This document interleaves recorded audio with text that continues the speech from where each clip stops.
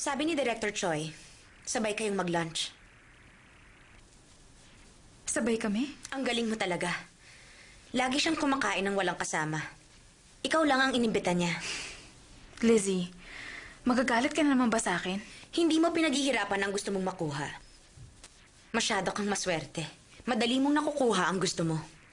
Alam mo ba, kung ano ang pakiramdam ko ngayon, Julian?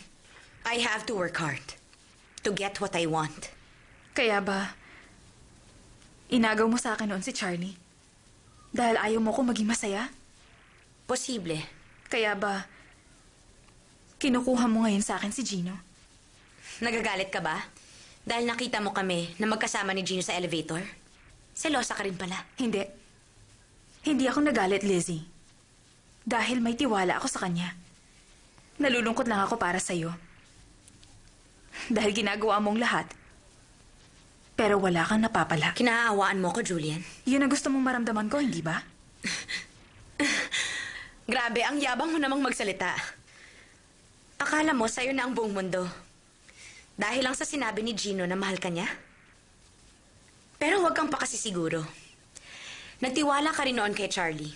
Pero tingnan mo ang ginawa niya. Iba si Gino sa kanya. Oo. Mas matalino siya kay Charlie at mas tuso. Mas mataas din ang ambisyon niya.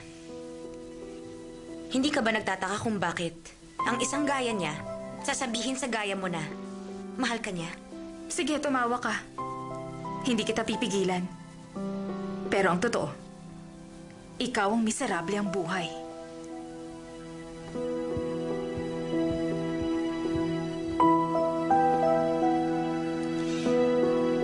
Hindi mo pa kilala si Gino John.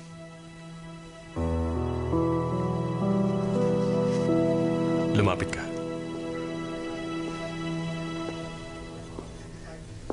Maupo ka.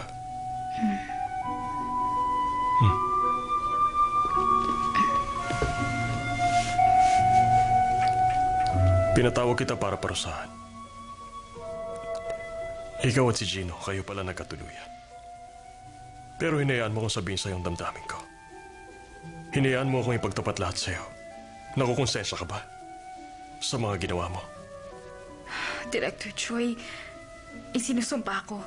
Hindi ko inisip na magagawa niya ako mahalin. Ang akala ko kasi talaga noon eh. Ganun pa man.